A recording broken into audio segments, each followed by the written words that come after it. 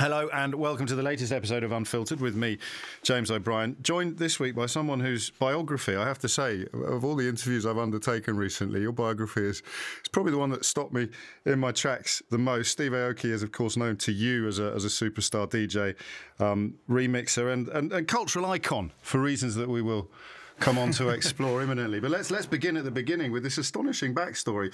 You grew up in Miami, where at the time the Asian people made up 0.1% of the city's population. Newport Beach. Newport Beach, yeah. Actually, there isn't much. I don't know if even Miami's many Asian people out there. There's Asian people scattered all over America, really. But in Newport Beach per se, it was a very small percentage. This is where the OC was set for British viewers. This is where we'd get our kind of. So an hour south of LA, right on the coast. But strangely enough, 15 minutes away from Newport Beach is a city called Irvine, right, which is dominantly Asian. Okay. Yeah. So my mom, when she moved, because I was born in Miami, and then when I was 1, my mom moved to the other side of America, and she's like, all right, I'll pick Newport Beach. I don't know why she did it, but she didn't pick Irvine. Or if she picked Irvine, she could have gone there, and then it would have been like, oh, the Japanese community would be welcoming her in her arms. But she picked Newport Beach. But it's still, I mean, you go there, if you ever travel there, it's incredibly beautiful city. It's a suburb right on the coast, and it's just the weather's always like bright and sunny, warm. Surf culture, so it's very laid back. Were you into surf culture as a? I think every kid was. Yeah, you had no choice. It's like you grow up like rite of passage. Yeah. It's like you're skating, surfing, all that kind of stuff. You've described it as a place where ignorance can breed and not get checked. That's because what happens is that there is, since it's all, let's say it's all homogeneously one culture. Any other culture that is in there, there's no education, there's no awareness on what that culture represents. So for me, like, growing up as a kid, as an Asian kid, when you're a kid, that's when you really see unfiltered, unfiltered anything. So if there's a hate, if there's jealousy, if there's like ignorance, it's unfiltered. Right. It's because they don't get checked. Like the kids are brutally racist or brutally this. But they wouldn't even recognize. They don't even recognize it as like, oh yeah, like calling an Asian like a derogatory word isn't like that's what we do, or that's all. Like it's not a big deal, or those kinds of things happened where. Eventually, I was like, okay. I felt okay that it was okay, even for me. Yes. Because there's no alternative path. I mean, it is literally just the way everybody behaves and talks. So how could it possibly parents, be wrong? Teachers, colleagues. It's not like. So we're talking about sort of low-level racist epithets, and they're kind of. Yeah, it's not subliminal so much. It was just pretty much like if it was even right to your face, you just have to be like, well, this is. You think like Newport Beach, it's California, it's very liberal. Yeah. There's, there's a comfort in that liberalism, but at the same time, it's very conservative. It's very that's fascinating to me. Repressive in certain elements that you wouldn't see unless you were a person of color. If you weren't, unless you were different. And when did you become conscious of difference? At a very early age, I just remember when my mom, she's Japanese. She came from Japan, so she'd make rice balls. We'd put seaweed around them, and have like a bento box with like these bonito flakes on rice. And like when you open that up, it looks like they move. They move. Wow. They're like crispy, like tasty bonito, like, fish flakes, but they actually move. So I remember opening it up at like lunch table, like I don't know how old I was, 3rd grade or something. And, it's like the traumatic moments are things you remember, right? So I open it up and like the kids next to me, they have like their peanut butter and jelly sandwiches or whatever. And they're like, ew, he's got like worms on his food. And I'm like eating one. Like what? And then like I have like rice balls. Like what is it? What's that? Right? And then and then like it's like everyone gangs up on that.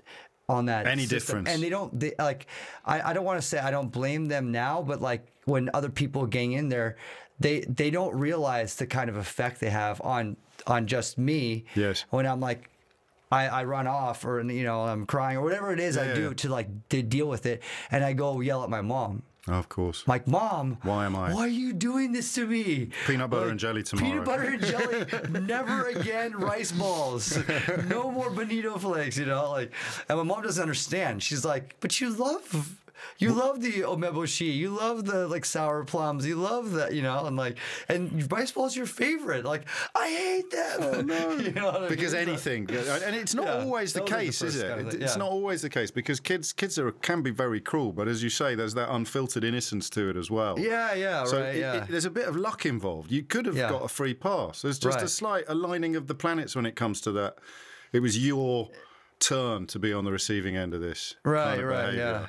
Yeah. And yet, you're right, the massive majority of people piling in won't be giving a second thought to any sort of lasting harm or impact. There's some sort of wake-up call that happens, or some, as people get older, you start realizing, oh, yeah, it's obviously wrong to say that. Yeah. And some people just don't care. Some people are just like, it doesn't matter. I'll say what I want to say. Yeah. But I think I think of the world in a good, half glass full, like in a good way. I think generally people learn and realize, you shouldn't be saying things that are hurtful or gonna, just downright get at someone, just because of how they look, or, because they're different from you. And it's weird. I should mention that you were born in '77, because you look a lot younger, and the big sort of DJing breakthrough was only sort of 8 or 9 years ago. So, I want to stress the fact that you're ancient, because what you've just said makes it easier for me. I'm 5 years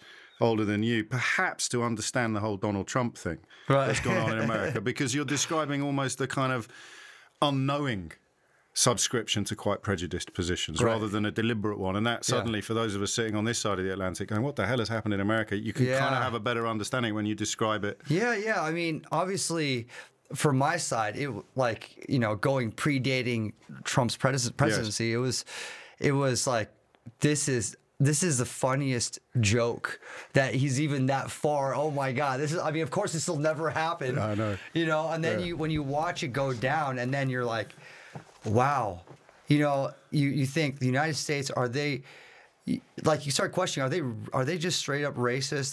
But at the same time, like, you're like, no, they can't be. They're just confused. They're like misguided or something. It's almost like, talking about, But this is your glass half full, doesn't let you think. Yeah, right. Because you're like, then you got to think like, okay, if I'm like this little kid, if I'm a kid living in a small town in middle America, okay, and I'm in the same homogenous kind of environment where I don't see other cultures, I don't play outside of the pool of friends that look just like me, and if someone that comes in here, and I'm taught to not like that, then I'm always going to be grown and brought up in that kind of ideal.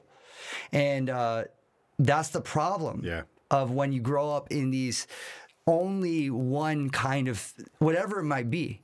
If you're only in that kind of environment, then anything foreign, first of all, it's going to be like foreign to you, and how you perceive that is also based on your environment. Of course. So it's like, Trump, he upholds that kind of idea. But he goes further, doesn't he? He pours into the ears of these people the idea that they're all bad, they're all rapists, they're all murderers, they're all terrorists. Right, and then like the people that are voting for him, like, oh, we're validated. Yes. So our way of thinking is correct. Yes.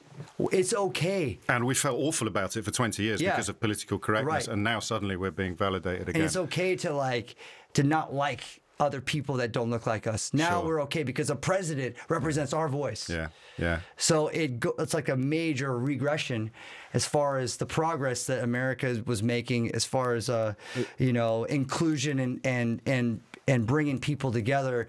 And that's the basis of what the United States is all about. It's a land of immigrants. It's a land of immigrants from all across the world.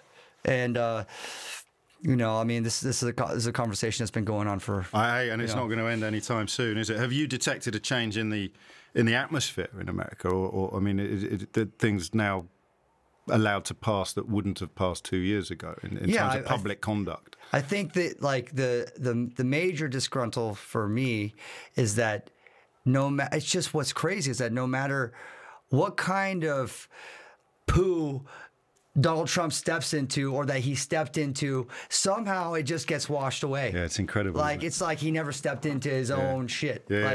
Like that's the craziest part. Like how does he get away with it? He has poo all over his foot. It's so like glaringly clear, and somehow he can say there's nothing there. It's incredible, and he can just keep walking like everyone else. It's like there might not even be. But he knows this because when he said that thing about being able to shoot someone on Fifth Avenue and not lose a single vote, that was like he preempted this thing you've just described. Right. He knew that he could do that to the electorate. And most recently we've had there is no collusion, there is no collusion, there is no collusion, there is no collusion, there is no collusion. Right. Collusion's not a crime.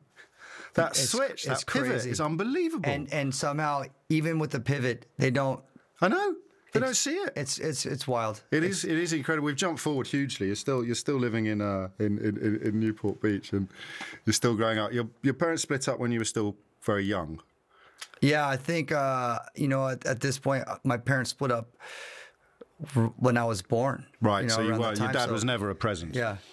In your life? No, he wasn't. He was kind of like he'd fly in, and I'd see him, and my mom raised me. The quote I've seen. I mean, your father sounds like a very interesting character. Oh yeah, that's to say the least. He was a wrestler, Rocky Aoki. There's a quote here: 3 kids from 3 different women at exactly the same time. Offshore powerboat racer. Launched a soft-core pornographic magazine. Ended up suing 4 of his other children, not you, for an alleged. I mean, this because I have a picture of you with your mum. There's quite a nice, compact domestic situation, and then your dad is this. I mean, larger than life doesn't really do it justice by the sounds of it. So he was just like was his own entity, kind of floating about, and like he would come in, and I would like grab him by his like cape, and he'd fly off, and I'd be like, wow, the world over here is crazy, So I'm right, then there wasn't almost a dual existence for you. There was home, and then there was dad. Yeah, because my mom was not that way. No. My mom was very frugal, very like conservative in her own way. Yes. Just like don't rock the boat. Very Japanese in that way. Don't rock the boat. Don't stand out. Let's just like we're just surviving here. We're just doing our thing. How did they end up together?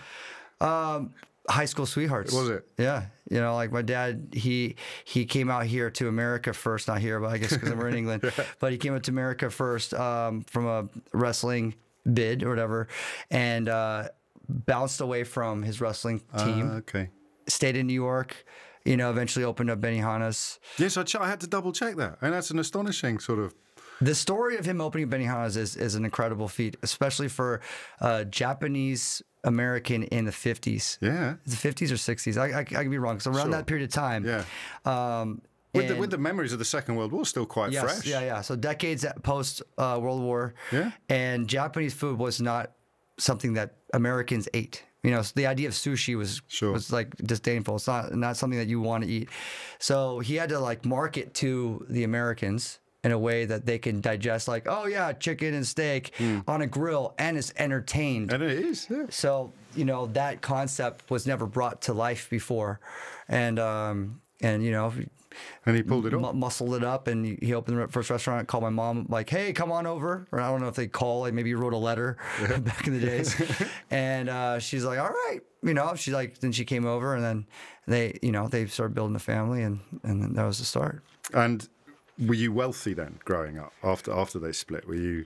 My mom raised me in a way, because my dad, he never financially supported me. Did he not? I'm sure he gave my mom, like, when they divorced, whatever. But my mom was my financial support, and she treated me like as if she was, just like she would. She didn't adopt his lifestyle. So, okay. It was very standard. I wouldn't say it's poor. I wouldn't say it's rich. I would say it's definitely more on the lines of rich, because I was taken care of. Yeah. I had a house. Comfortable. I was comfortable. I had food no matter what. I had clothes when I needed it.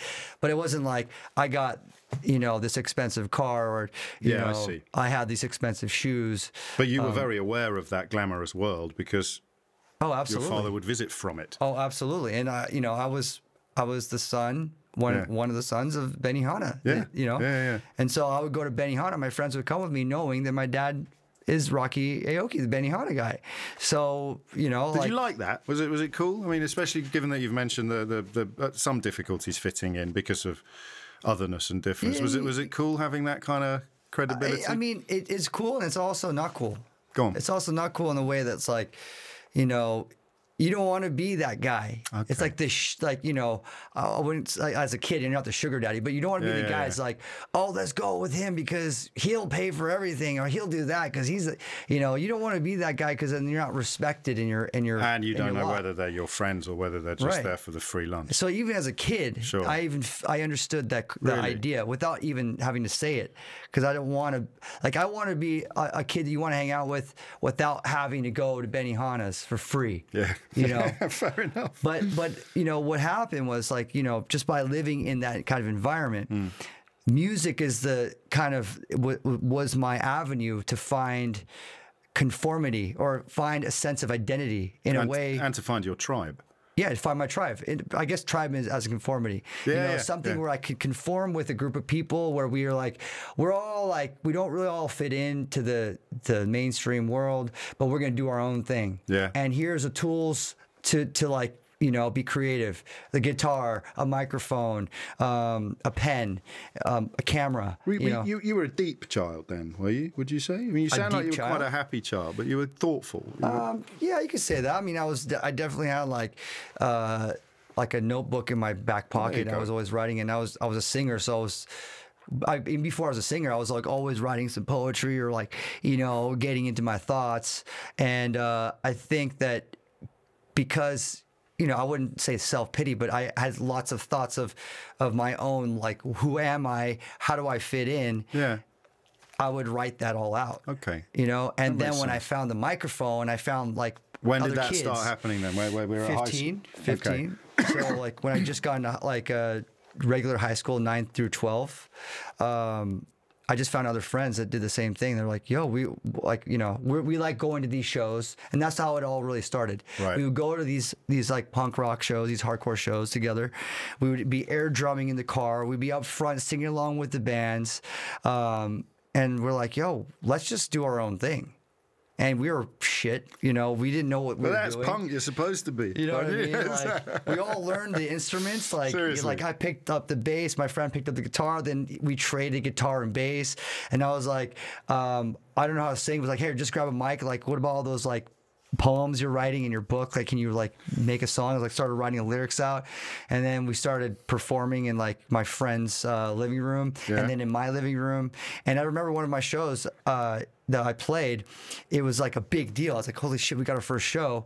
And it's in the guitarist's living room. And there's like 5 friends that came and their parents. They're watching from the kitchen. Yeah. And they're like, yeah, I'm like walking around like, all right, guys, this is the first show. This means a lot to me. I'm so glad you guys all came out to the show.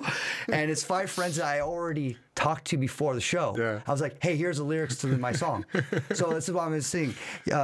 Me, you and I, or me and you and me, together we won't fall, or something something like that. Like, I forgot what the lyrics were like on that line. So when I'm about to sing that, I want you to memorize that, and then you can sing along with me like I'm the singer of the band that we just saw. Because we would go to the shows and we like be singing with the singer, and when the singer gives you the mic so you can sing the line, it's like you needed days met. So like now I'm the singer and you have to sing my lyric. Okay, guys. So like my 4 friends were like, all right. It was like, yeah, but like when we're playing, you have to do the same thing to us, right?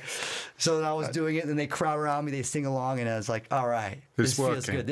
And it did. Even then, even that small environment, you got enough of a taste of what it would feel like. Oh my God, the real deal. I'll never forget it. Seriously, yeah, absolutely. That's lovely, isn't it? That's fantastic. Well, I mean, it's an angry medium, isn't it? Hardcore punk. You're not coming across now as a very angry person. Oh, definitely. Like that at that period of time, it was a perfect outlet for how I was feeling. Go on. So here's the thing. Like, I'm going to go a little deeper in the ideology of punk and the ideology of this other subgenre called hardcore. So punk is all about its rebellion. It's basically fuck you. I won't do what you tell me. Like, you know, like fuck the world. I'm pissed. I'm angry. I'm rebelling against the mainstream, and I'm loud, and I don't care. Yeah. Okay. So you have that kind of ideology there, and a whole movement there, and people that are the outcasts, they gravitate towards that. They're like, Sure. That's my clan. That's my tribe. Now, hardcore is the evolution of punk.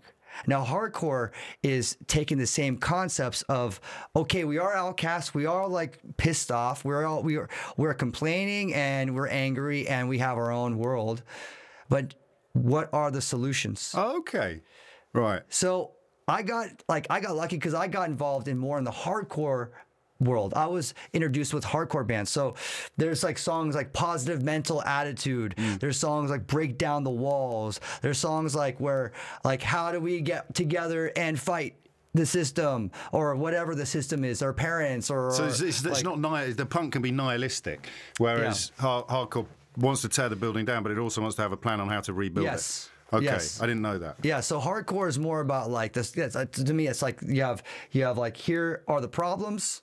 Punk is addressing the problems. Hardcore addresses the solutions to those problems. Okay. And then when I was listening to these bands, I would hear their lyrics, and I would write lyrics similar to them. It was more about unity and brotherhood, because all the shows were just like little boys just moshing on top of each other and singing along about unity and brotherhood. and then I got involved in other bands who were like, it's not just about unity and brotherhood. We have to actually like save animals. So like we're all vegetarian, and we also have to like talk about the prison industrial complex. I'm like, what's the prison industrial complex at like 16? What age are we now? You're still at high school. 16, 17. So but politicized is the word. You're becoming politicized. Exactly. I was starting to understand it. I didn't quite get it because I'm like living in Newport Beach in a nice suburb, and like I'm all good, you know. But like I'm West Coast, so I'm listening to Dr. Dre. I'm listening to Snoop Dogg. I'm listening to Eazy-E and NWA, and I'm like, that world is crazy, and I am obsessed with it, you know? Because if you really break down the demographic that listened to West Coast gangster rap, it was everyone. Yes, it wasn't just the hood. It was everybody. And it was me, an Asian kid living in a suburb of Newport Beach. Why do you think that is? Just to digress slightly. Why do you think it did cut through across so many different socioeconomic? Because it's an interesting concept. It's like you don't need to be there. You just visualize what it's like. They're telling you a story. They're incredible storytellers at the end of the day. Yeah. You don't want to hear a story of like, I'm sitting on my really nice bed with these golden slippers, and I'm going to take a glorious shit and have a beautiful breakfast because I'm so rich. Although, like, you know, nowadays people love talking about wealth. They do, they do now. With it was like, different then, with wasn't the jewelry and stuff. But it's true. But like, you know, when you hear like raw truth, like facts of like what it's like to live in areas that, like, when you watch CNN and there's a journalist in the middle of Aleppo talking about what the hell's going on, you're there watching, going, holy shit. And you want to know more about that. I'm not saying that there's the same, but there's the raw truth of what's going down. It's as opposed to bubblegum, which is what has kind of dominated the charts previously. So as a kid, I wouldn't say that there's like this relationship between punk, hardcore. I mean, there is some of a relationship with this the punk rebelliousness and rap. There is that same kind of rebelliousness there, but that was where my voice, that's where I felt like my voice was well served, and it was helping me forge an identity and to kind of cut through a lot of the fog and confusion and misplacement of who I am, you know? And then all of a sudden I was like, I am proud to be Asian. Yes. When for like this whole adolescent period of time, I felt really ashamed and embarrassed of being Japanese. Okay. You know, because you stood out. Because I was like, I don't want to be the weird guy. You know? And when I found that voice, it felt so good. And then when I went to college, I started to, you know, read up more on you know, on all different kinds of things that I was like, oh, I get the struggle from these different cultures and these different people and their stories and how they fought through and what it meant to them and how the community was they got together to be able to change something about their plight. I mean, there's a lot going on here, isn't there? Just because I'm trying to knit some of it together, and transformation, the ability to change. You had your first-hand experience of around the age of 16. You suddenly felt happy within your own skin in a way that you hadn't done before. And that perhaps gives you the ability to believe that other breakthroughs can be made by other people, which some of us might be too cynical to have a belief. And you think, why are you bothering with that? That's never going to change. These traditions are so entrenched. So at Santa Barbara, at the University of California, you did sociology and women's studies with 2 separate bachelor's degrees, which suggests, A, that you had an almost unquenchable thirst for input and knowledge, understanding, but also that you were fascinated by transformation. And that takes us back to what you just taught me about hardcore punk, the idea that you can actually enact, you can enact things to make a difference, to make a change. And yet I wouldn't have thought that, you know, a guy singing punk rock to 4 of his mates sitting on a sofa was I didn't think we were going to leap from there to there. And yet now that we've done it, it makes perfect, it's almost like a progression there, isn't it? Right, it's definitely progression. So what was university like? What was college like for you? Were you happier there than you were at school? Yeah. That's another thing that, like, you know, I don't know what kind of audience is watching this, especially, but like kids. Yeah.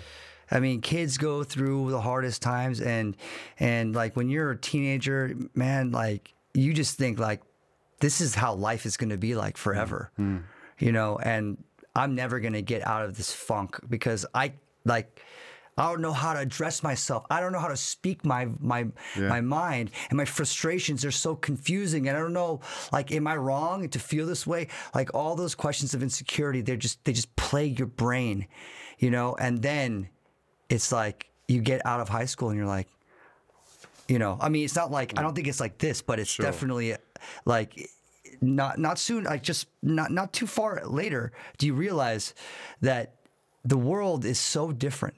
Yeah. You know, and college really is a good thing for me that I left Newport Beach and I went to a different city.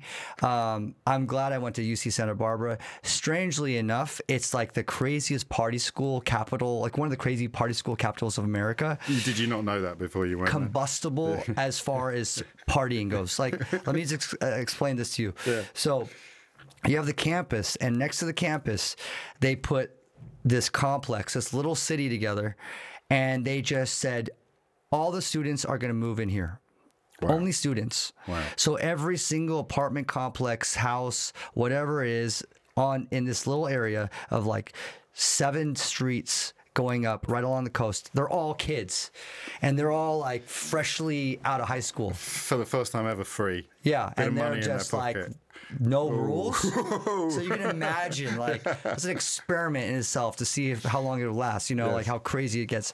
So, you know, I went to dorms, I moved in there, and I mean, parties are going crazy every day, kegs, like house parties, this, that, and the other. For me, I was straight edge. Which means no drink, no drugs. Which means no drink, no drugs. Why was that? Why did that come about? That's part of the hardcore lifestyle that in culture and community that I adopted. Because you're not going to be able to build the New Jerusalem if you're pissed and high all the time. That's kind of yeah, I guess. But like the bands I loved, they were all straight edge. My friends were straight edge. Okay. You know.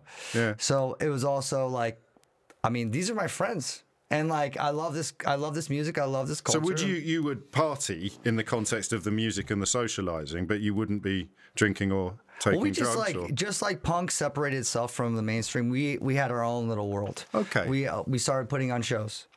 I first lived in a vegan co-op, so I was hanging out with hippies and like, you know, that kind of lifestyle, just having vegan food all around me and doing shows there. Right. And there's definitely a synergy between vegans and punk music and independent, you know, rebellious music. Yeah. I mean, there are like the vegan yogis that are like, I don't want to hear anything too loud, you know, but when you're a kid and you're just like, you want to, music is the one thing that brings everyone together. It doesn't matter who you are, you know, where you're from. And then I brought some of the concepts that I was, you know, putting on shows in my living rooms and high school, and we're like, we're going to move into this apartment and we're going to do tons of shows. Actually, a friend was already doing that. And I moved in there and I was like, yes, now I got like an organization. Now I got like infrastructure to put on shows. And why did you want to do that? What was it you got out of it? What was the? It's a community serving. It's the same kind of progression for me as a kid. Like when I make a zine and I spent hours in the copy center and like interviewing bands and taking pictures and writing my poetry and giving it to someone. They're like, you're going to read it? You're really going to read my zine? Wow, yeah. And they read it, or you get a review from it, or you make a demo and they're like, you're really going to listen to my demo of my music and you're going to come to my show. It's the same kind of thing. Is there an insecurity behind that? Is there a desire to be, when you're looking for a connection, but you're also looking to be liked? Yeah, I guess there probably is. I never thought about it like that because it was more like, it was probably an insecurity for respect. Yeah. Because it's not like random people that you don't know is listening to your music. Sure. It's your friends, yes, really. Of course. And people in the community that you respect because the community is so small, right? Yes. When you go to these shows, it's only 50 to 100, 200 people. Okay. Eventually you get to know most of them. And you know who are the players in that world. Yeah. Who are the ones that are consistently documenting the scene by making a zine? Who are the bands that are documenting the scene by creating the music of that timepiece of that culture? And you remember who those are, and you're like, I want to be that too. And to get your cool points, it's not like I got the dope sneakers on. Sure. So like, love me because like I got the sneakers you don't have. Yeah. Or I'm driving in my new whip, my new car. Yeah. They don't care about that. Got you. They care about like, what show did you put on? Oh, you did that show with these bands that came into our town. Okay. That was you. Oh, so it's cool. It's peer respect. It's peer respect. So. And you got it. Yeah. It's just like slowly but surely, me and my friends would get together and we're like, we're going to just do it for ourselves. And then it brought that same thing to Santa Barbara. Yes. And we had a really great flow of bands coming through. And that's kind of where I started my label. That's where, where I started my label. This is the Pickle Patch now. This is the house you're in now, or is that a little later? This is the Pickle Patch, yeah. Right, this is the apartment complex I got involved in with other hardcore kids. I got to stop you briefly, because it sounds as if you were living a dream at this point. I mean, in the sense that you, even now, sort of 20 years later or more, you're communicating a sense of believing that anything was possible at this period of your life. You could do anything at all, and that's quite a breakout for a young person. Absolutely. Not many young people get to feel that way ever, perhaps. And that the most important thing with that, I think, for the advice here on this is that the barrier entry of just attempting and trying is minimal. Right. Yes. It's not about like how big your audience is. You can't think about the scope and scale of what you're doing. You just got to actually get the microphone and start the podcast. You got to you go like, I don't know how to sing. I was a singer. Yeah. Like, you know what I mean? Like, you don't know until you try. And you know what? Like, and I always tell different musicians or artists this. I'm like, you want to learn how to play guitar? I'll bet you'll learn how to play a song, your favorite song, in 6 months' time if you practice every single day and you've never picked up a guitar in your life. I bet you'll figure it out. And that is the message. That is the idea that if you knock on doors, they might open, but if you never knock on them, they never will. And you have to put in the time. Of course you do. You did put in the time. I don't quite understand how you ended up with 2 degrees when you were doing all this other stuff as well. Is that because you were straight edge? Because you could keep that side of your life separate from the other? I guess you can think that, but like I was living two worlds. That's what I mean. 2 worlds of time. Sure. Commitment, because I had school. Yeah. But the education informed my music. Of course. Informed my lyrics, and it like brought me so much. Was it essentially what it's supposed to do. It's essentially what education is supposed to do is inform your real life interests and capabilities. It doesn't happen like that very often. It doesn't. It doesn't. Because we're on it's rails. Supposed to, right? Got you. Yes. It's hard when you're doing like trigonometry, or maybe not trigonometry, but like calculus. Like, how is that going to inform your life? You know. Sure. But it took me time to actually sharpen the education sword a bit, because in the beginning I was like, I got to do what my dad is expecting me to do, which is business. Right. Which is like, maybe if all things fail, I can just work for Benihana. I don't know. Yeah. I didn't really think I was going to go that route. It was definitely like the backup plan. Safety net. Because I was vegetarian and my dad's a steakhouse. Benihana's a steakhouse cooking up steaks. Yeah. Like, I don't even eat the steaks. No, this could be awkward. Yeah, and I'm like, animal rights guy. Like, I'm like, I'm not really, But in any case, and I was like in the punk world, and it's like, I'm not like, I don't want to be showing driving like Rolls Royces with my dad, No, I get it. Yeah. You haven't said anything yet that suggested you cared about your father's approval growing up. I don't know whether we've. Because he is such an astonishing character. Right. He must have cast a shadow.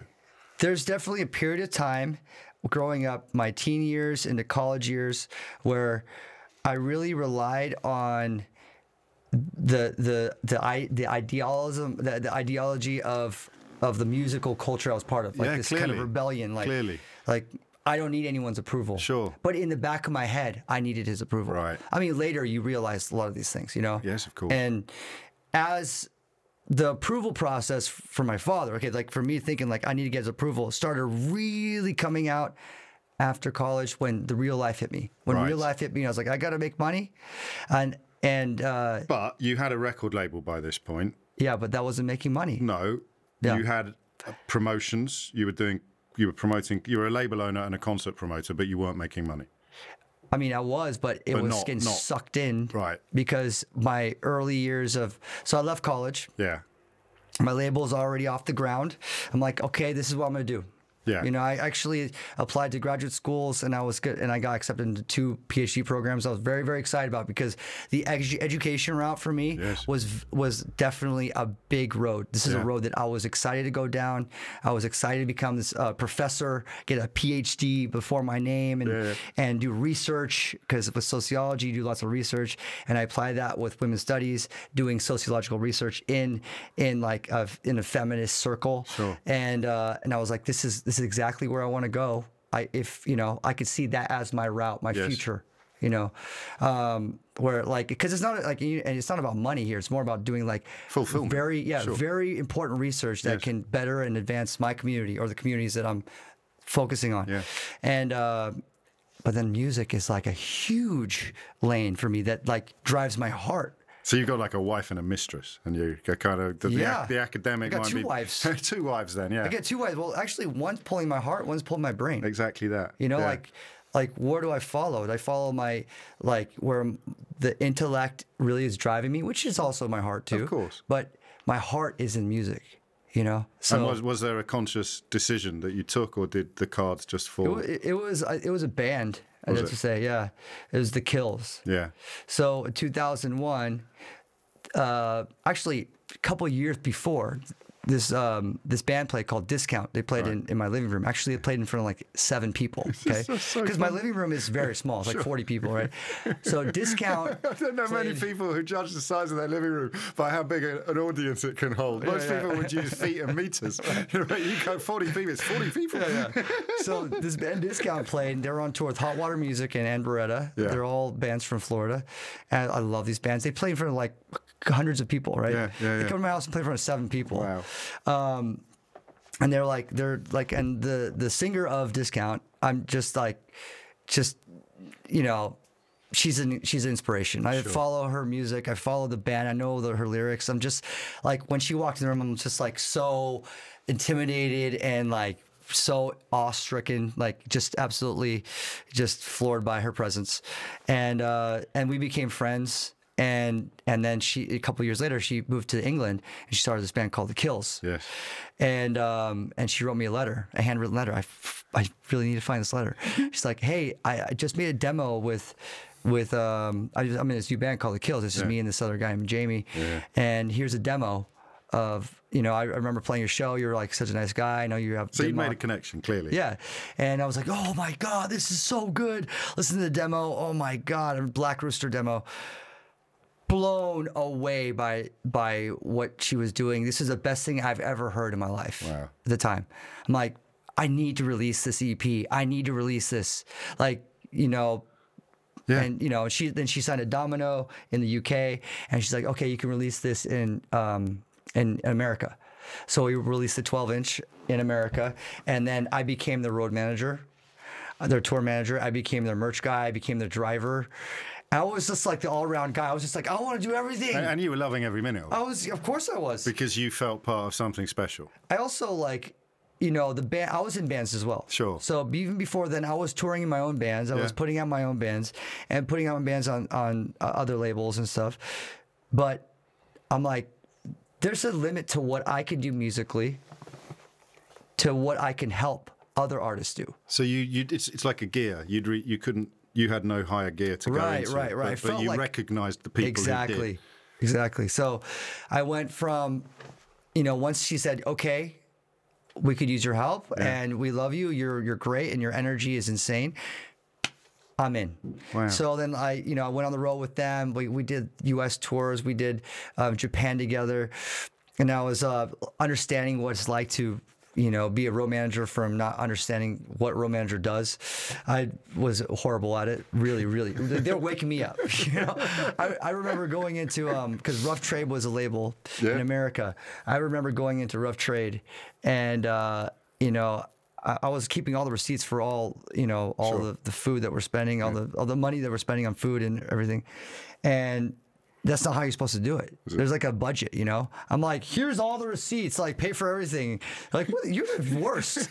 You're not a road manager. It's like, get off the road with them. Like, no, this is my job. Like, you know, just give me the money. I'm like, I love these guys. I'll do anything for them, you know. So, and that is why you never went to grad school, because this just took off. Yes, and then I was like, I'm doing my label. I'm taking care of bands. This is like where my heart is.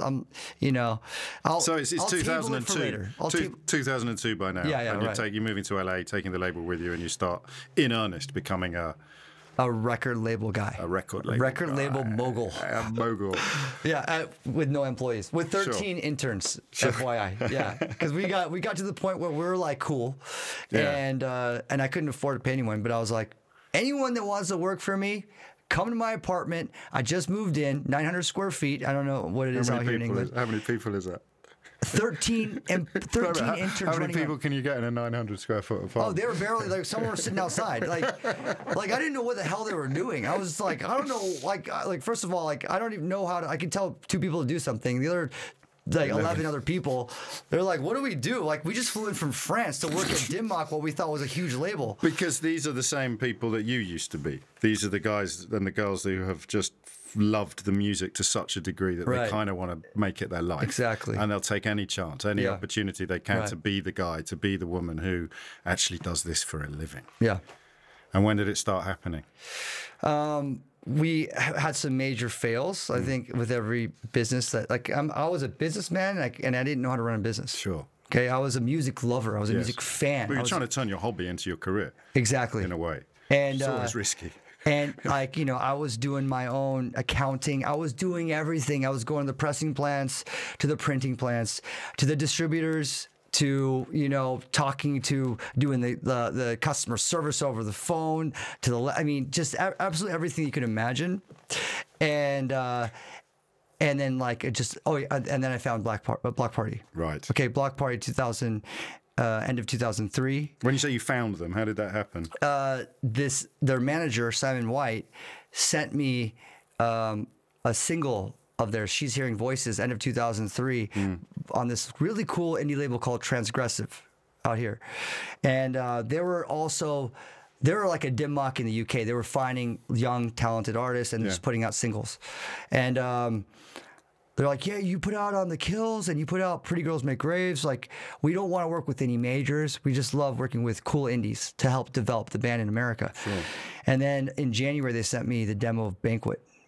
And that was, I mean, I was like, you got to be out of your mind. And I released a Banquet EP. Blew the hell up. Right. Blew up. I mean, this is an everything changes moment. Just everything changes from that one song. Wow.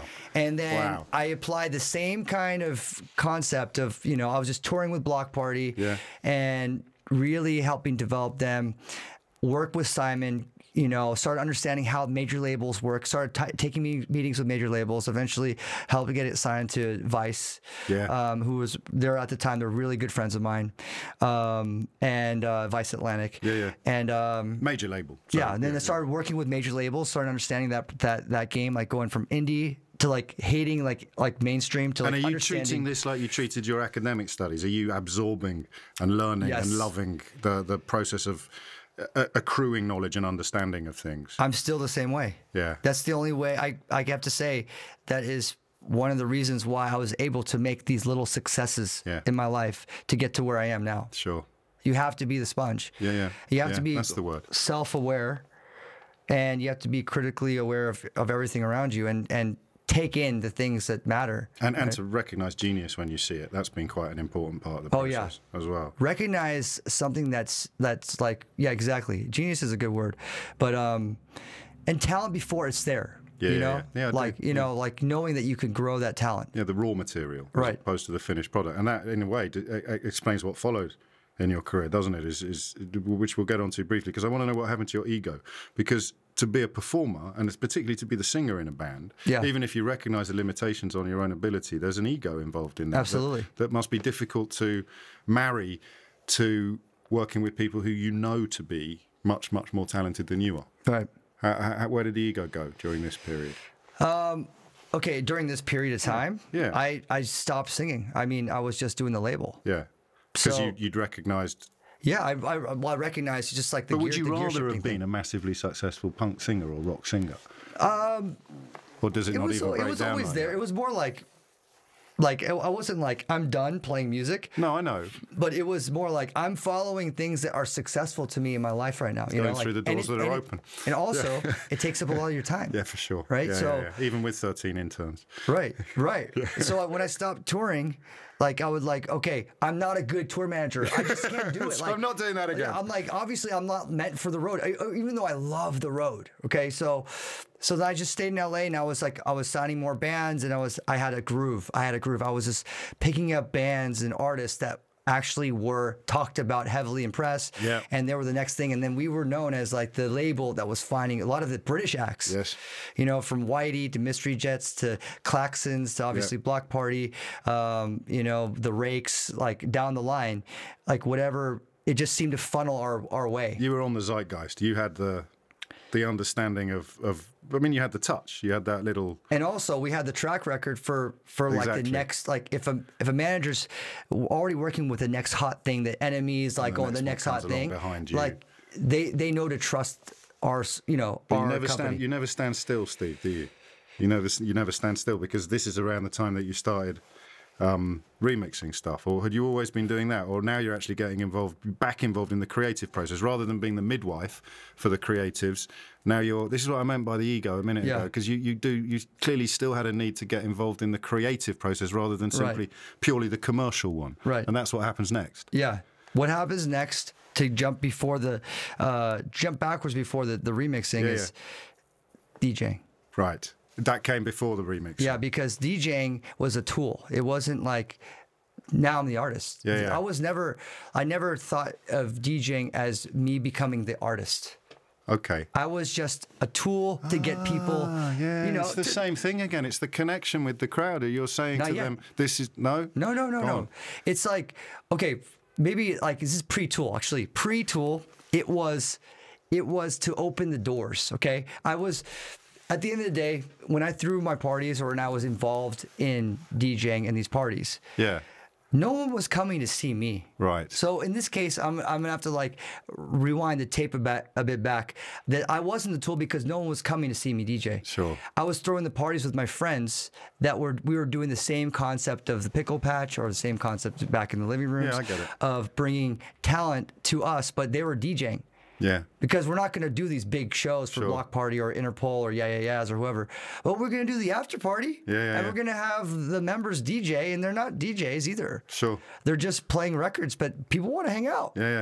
With like the band that's DJing, with the Killers. I remember when all four of the Killers came and DJed at this bar, and they were pulling from my record collection. They're like, hey, can you play this one? And I would play it for them. And there were four of them were behind me, like picking records out, like, I'll play this record, you know?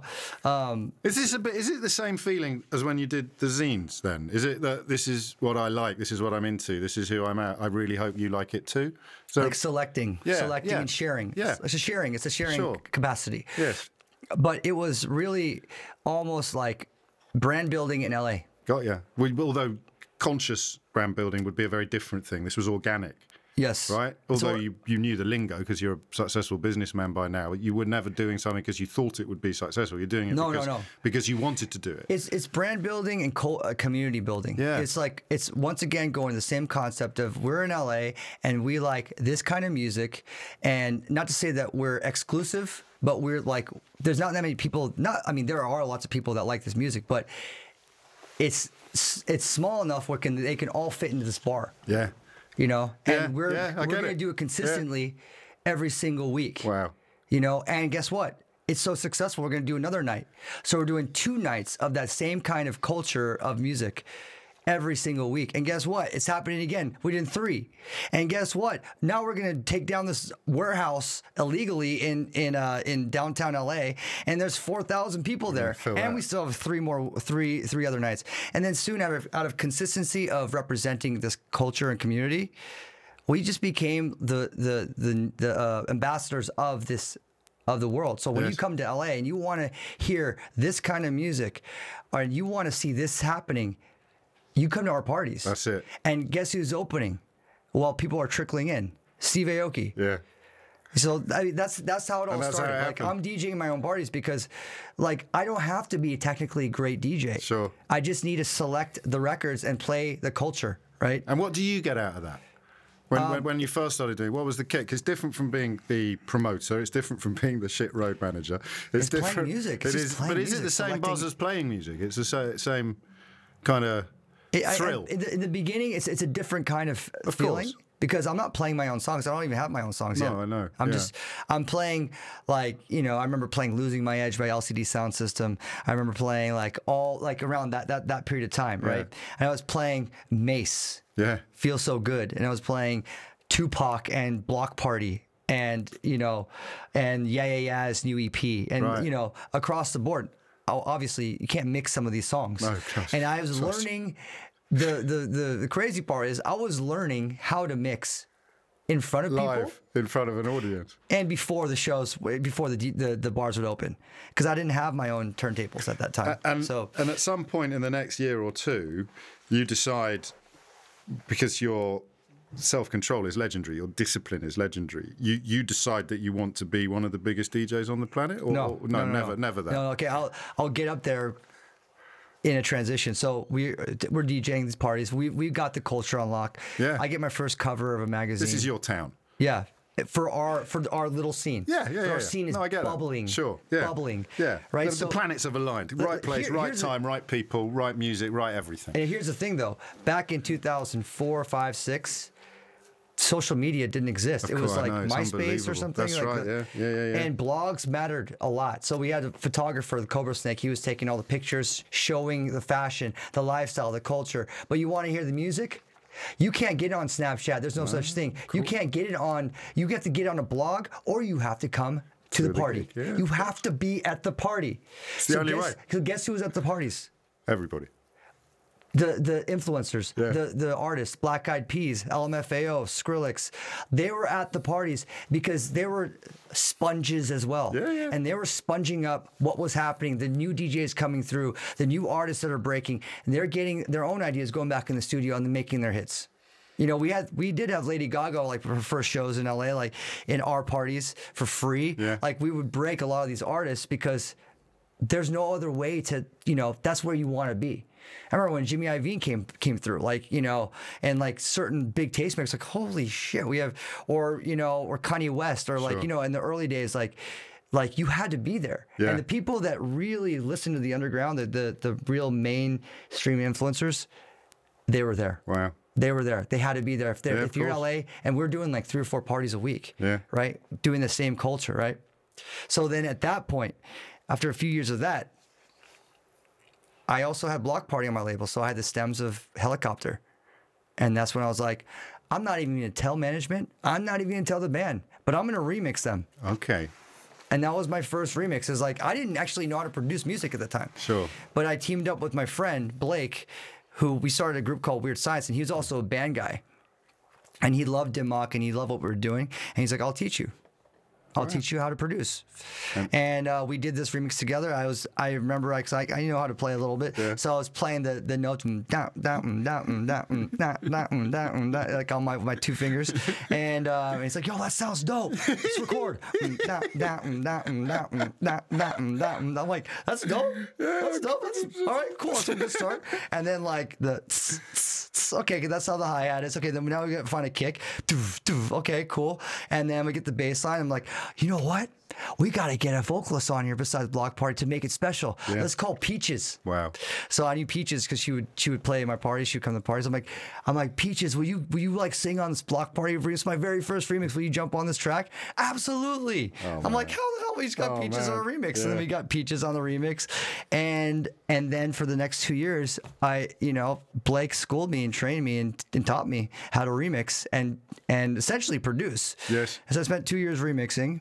And then I eventually was like, I got to make my first original track on my own. And then 2007 on, I started tooling and learning how to make original music. And so, I mean, that's the DJing then becomes what exactly? Because, I mean, the way you've just told that story, that chronology, you shouldn't be a DJ. You should now be a legendary remixer, producer, and artist. No. This is so early on. Like I'm not even.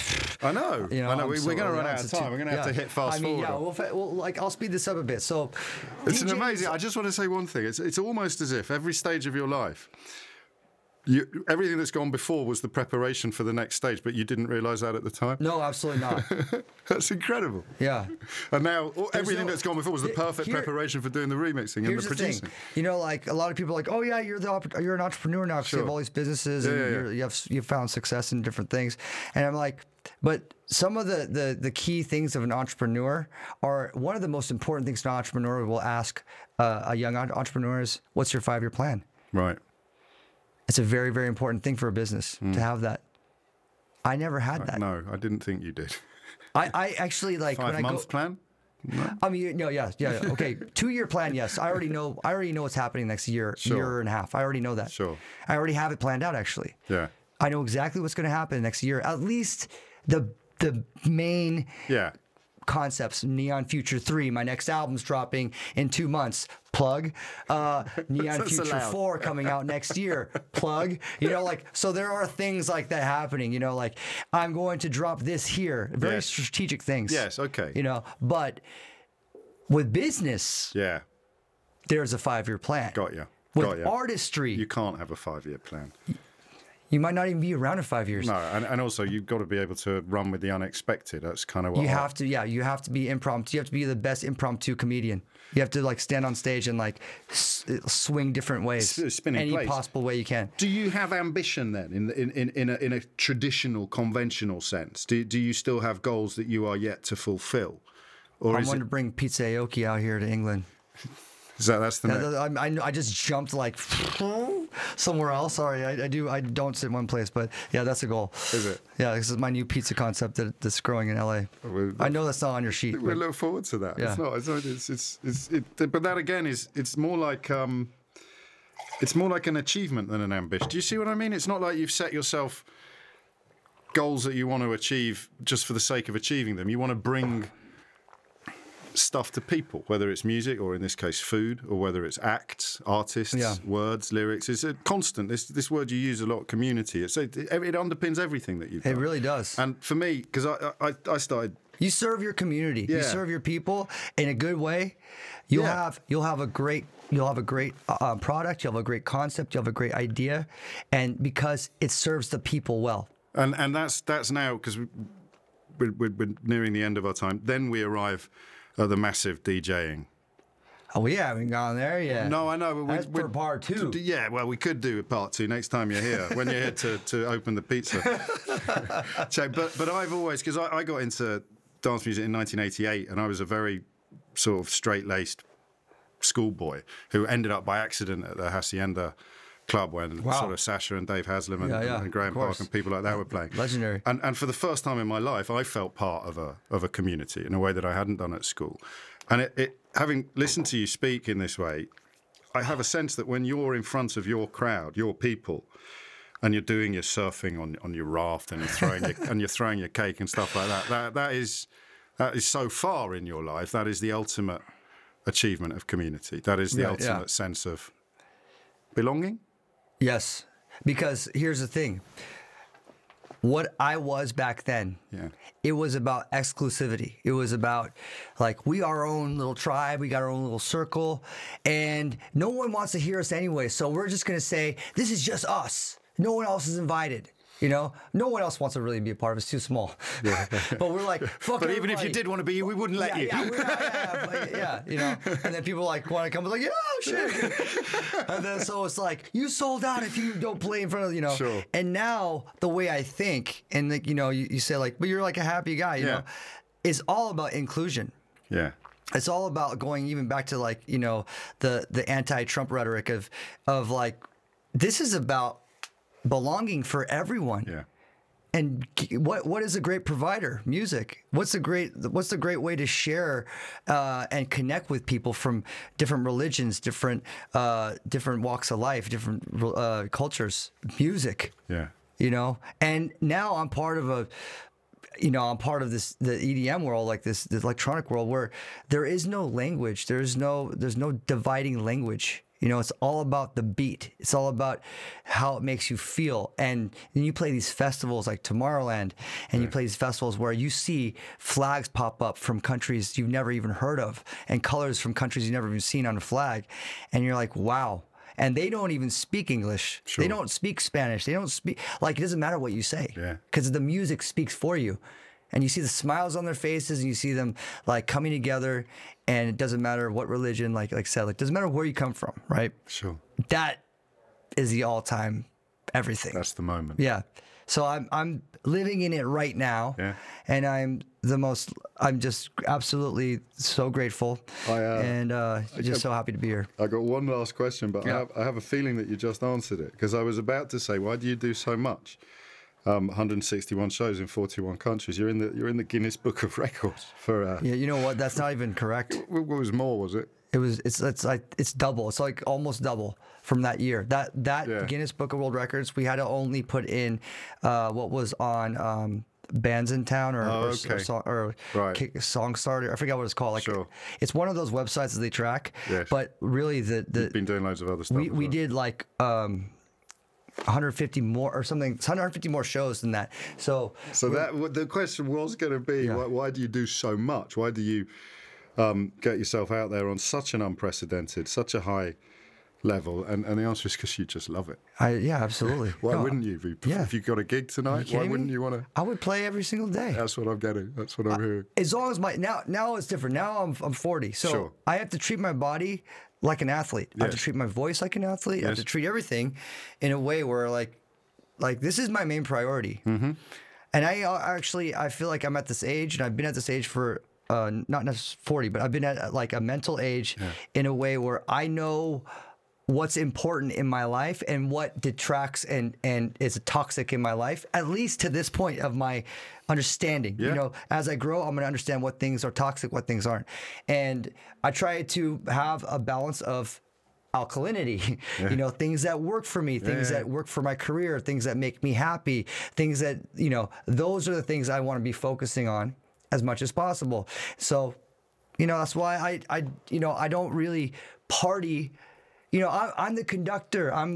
You're supposed to party. Yeah, I get it. You could get lit however way you want to get lit. Just, you know, I'm here to, like, you know, navigate you and get you to the emotional high where you actually don't need to be on drugs. You don't need to be drunk. You know, I prefer my fans, my crowd, not to be, because I want them to fully experience what I'm doing, what I've created, the visuals, the music. If you don't get to experience it like the way I'm experiencing it, then you really miss out on so much detail. Wow. And it sucks. Like when someone's just like looked out of their head, I'm like, dude, I spent a lot of fucking time up here in the studio. I fucking like work on all this shit that like my team. We have like a fucking huge team working all this shit for you, and you're just like gurning in the corner. Yeah, I'm like, so and then again, I kind of detract from them. I focus on the people that like I care. Yeah. I'm here because I care. You know. I get that. Steve Aoki, it's been an absolute pleasure, man. Thank you. Thank you.